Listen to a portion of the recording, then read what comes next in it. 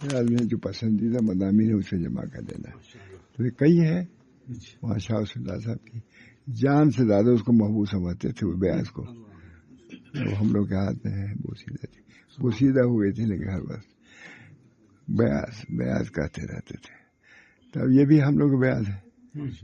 کہاں وہ بیاض کہاں یہ, لیکن ذرا جو نکل آیا وہ سنا دیتا ہوں.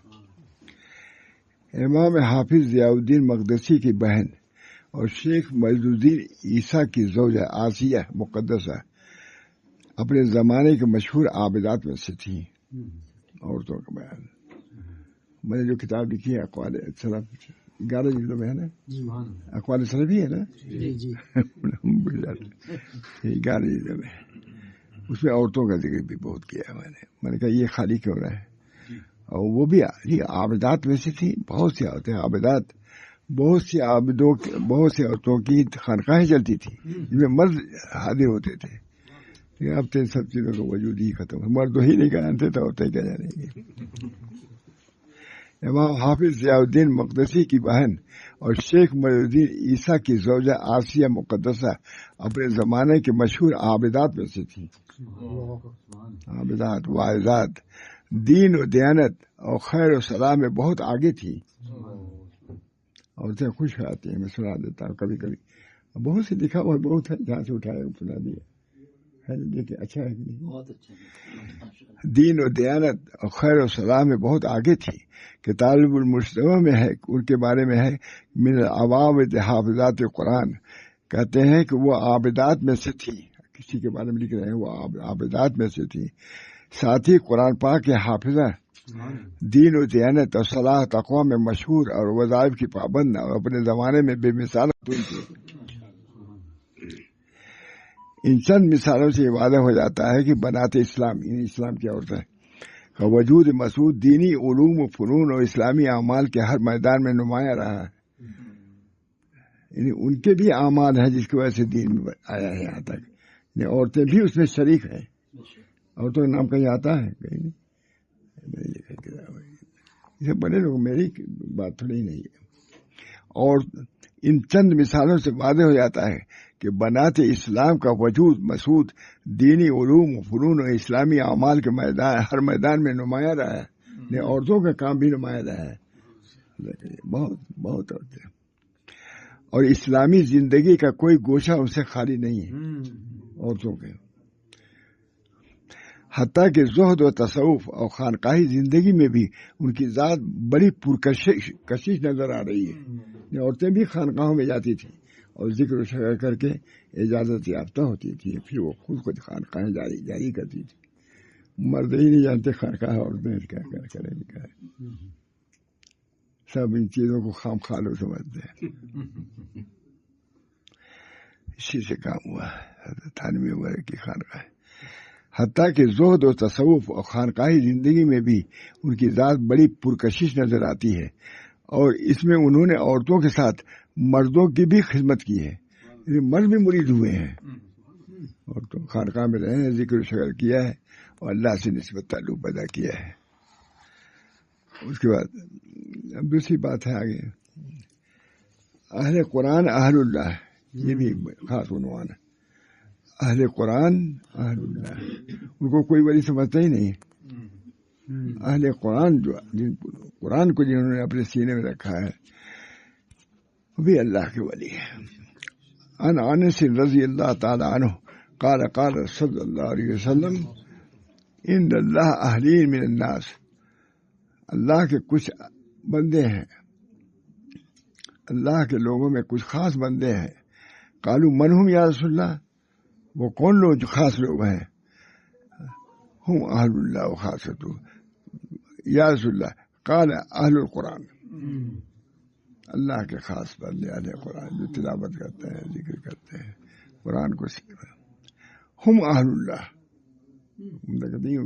ہم اہل اللہ, وہ خاصتہ ان کے خواص ہیں جو قرآن کو پڑھتے ہیں پڑھاتے ہیں. معمولی نہیں ہے حفظ کرنا, کام کرنا اور قاری ہے, معمولی کام نہیں, بہت بڑا کام ہے, بہت بڑا کام ہے. ہم اہل اللہ و خاصتہ اخذ الحاکم فی المستدرک علی صحیح کتاب الفضائل.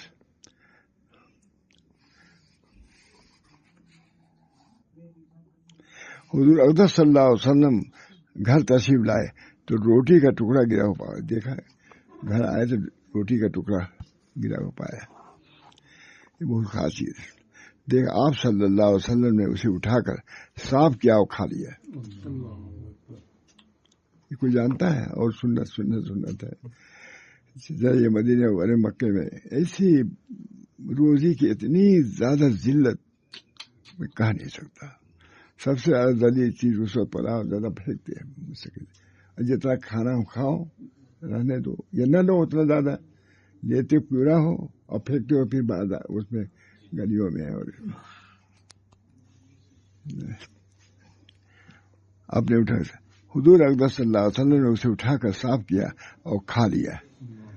खुद हमने हज़रत माशा रसूलुल्लाह साहब के साथ जाते थे, मस्जिद गए, घर आ रहे थे, एक बार कहते झुके।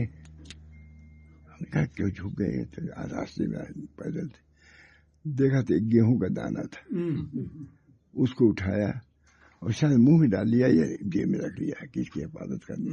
ये रूठ जाते हैं तो वापस नहीं आते। फरमाते थे रिस्क रूठ जाते हैं तो वापस नहीं आता। बाद में बहुत गरीब हो गए थे, कहते थे कि नामदान में चावल पड़ा रहता था, कहते इसी वजह से इस पर गुर्बत आई है। रिस्क की भी कहता अल्लाह की नेमत है। सुन रहे मेरे माजा, अभी कितनी बात है। आपने देखा, उठाकर साफ किया और खा लिया। और मैं ऐ आयशा, इज्जतदार चीज की इज्जत करो। नसीहत भी की, ये मुझे भी याद नहीं था। ये ऐ आयशा, जिंदादार चीज की इज्जत करो। जब अल्लाह ताला किसी कौम के रिज्क छीन लेता है तो वापस नहीं करता। हजरत के यहाँ आते थे माशा रसूलुल्लाह साहब, यही सब सुनाते थे, कहते थे गुर्बत थी उस जमाने में, तो हम लोग जब थे बहुत गुर्बत थी आज़ादी के बाद।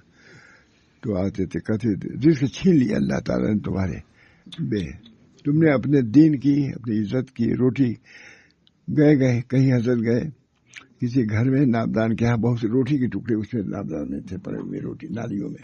कहा इसी वजह से तुम पर फाका आ रहा है। ये चीजें भी जानने पहचानने की चीज है मुझे। जब अल्लाह ताला किसी कौम का रिज्क छीन लेता है तो वापस नहीं करता। सुन रहे मेरे माजा हदीस,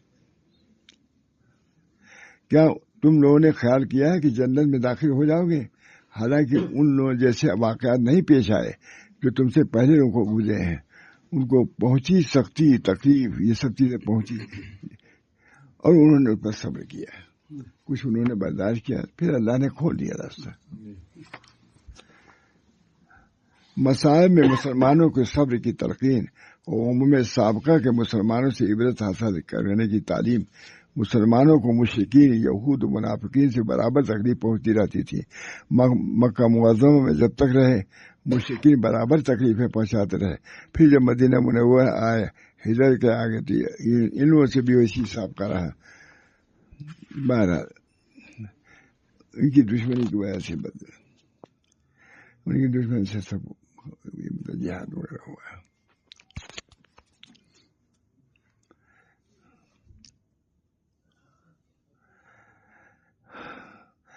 असबाब, ये आयत खंदक के मौके पर नादिल हुई जबकि मुसलमानों को सख्त तकलीफ पहुंची थी, दुश्मनों का खौफ भी था और सर्दी भी सख्त थी और खाने पीने की चीजें भी मुहैया न थी और कई तरह से तकालीफ का सामना था, जिसको अल्लाह ताला शानहू ने सूरह अहज़ाब में यूं बयान फरमाया, बलगतिल कुलूबुल हनाजिर, कलेजे मुंह को आ गए, इसी तकलीफ पहुंची।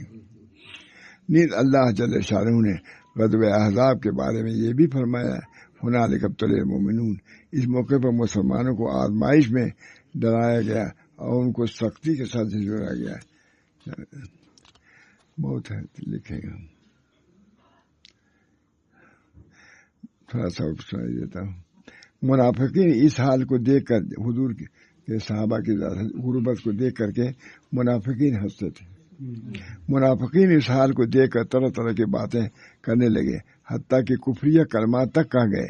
अल्लाह ताला ने आयत बाला नाज़िल फरमाई, इरशाद फरमाया कि तुम जन्नत के आरज़ू लिए बैठे हो, हालांकि जन्नत जिसे जन्नत में जाने का इरादा हुआ है आजमाया जाता है। ये मत समझे कोई ऐसे चले जाओगे। کچھ کرنا ہوگا تب جنت میں جاؤ گے. تکلیفوں میں مبتلا کیا جاتا ہے. تم سے پہلے جو اہل ایمان تھے ان کو دکھ پہنچا، مصیبتوں نے گھیرا، تکلیفوں نے دبوچا، اور ان کو اس قدر سختی کے ساتھ جھنجھوڑا گیا. ان کے زمانے کے رسول نے اور ان کے ساتھیوں نے مدد میں دیر محسوس کی تو یوں کہہ دیا ہے کہ اللہ تعالیٰ کی مدد کم ہوگی. کتنی سختیاں آ چکی. جب وہ اس حال پر پہنچ گئے تو اللہ تعالیٰ کی طرف سے خوشخبری دی گئی، خبردار اللہ تعالیٰ کی مدد قریب ہے. اللہ کی مدد. کچھ پریشانیاں آتی ہیں پھر اللہ تعالیٰ یسر و سہولت بھی عطا فرماتے ہیں. بغیر کچھ پریشانیاں جھیلے ہوئے اللہ تعالیٰ کی طرف سے انعام ہے. کچھ مجاہدہ کرتا تبھی تو ہوتا ہے. کتنا مجاہدہ کیا ہے حضرت حاجی صاحب نے، معطالوی نے، سبھی نے کیا ہے. تب اللہ تعالیٰ نے ان کو نوازا ہے دنیا میں. ائمہ ہونے کا ان لوگوں کو اعلان کر دیا. ائمہ ہونے کا ہمارا یہ کتاب ہے رہتی ہے ہمارے پاس. آج شاید پہلی مرتبہ سنا بھی اس سے، لیکن رکھتا اسی لیے ہو کہ موقع ہوگا تو سنا دیا کروں گا. دعا کیجیے اللہ تعالیٰ یہ مجلس علم کی مجلس تھی، عمل کی مجلس تھی اور تصوف کی، سلوک کی مجلس تھی. اللہ تعالیٰ اس سے ہم لوگوں کو فائدہ پہنچائے اور صحیح طریق پر چلائے. اپنے اصلاح کی فکر پیدا فرمائے. کامیابی تو کام سے ہوگی نہ کہ حسن کلام سے ہوگی، ذکر کے التزام سے ہوگی اور فکر کے اہتمام سے ہوگی. بہت زیادہ ہم لوگ مغرب بعد ذکر کرتے رہتے تھے. حضرت جاتے آتے تھے اپنے لڑکیوں سے کہتے دیکھو ذکر کر رہے ہیں. یعنی اتنی اہمیت سے ذکر کی بڑی فضیلت ہے. اللہ تعالیٰ نے ولا ذکر اللہ ہے اکبر. اللہ کا ذکر سب سے بڑا ہے. اس وجہ سے کچھ بھی ہو، لسانی ہو، یعنی بہت دل نہ لگے تب بھی کچھ کچھ اللہ اللہ کر لینا چاہیے. 1000 مرتبہ کر لے، 500 مرتبہ کر لے. انشاءاللہ اس کے ذریعے سے کچھ سادگی پیدا ہوگی. انشاءاللہ دل میں نورانیت پیدا ہوگی. اللہ ہم سب کو ان باتوں کی بھی توفیق برآمد فرمائے. دعا کیجیے کہ مجلس کارگر ہو اور فائدہ مند ثابت ہو ہم سب کے لیے، میرے لیے بھی یا سب کے لیے بھی. اللہ تعالیٰ اپنے اوقات کو ہمارے لیے اوقات دے، اس میں توفیق دے، اعمال صالحہ کرنے کی بھی توفیق دے تاکہ یہ اوقات ہمارے لیے کامیابی کا ذریعہ بنے. اللہم ربنا تقبل منا انک انت السمیع العلیم برحمتک یا ارحم الراحمین بحرمت سید النبی الکریم صلی اللہ تعالی علیہ وسلم.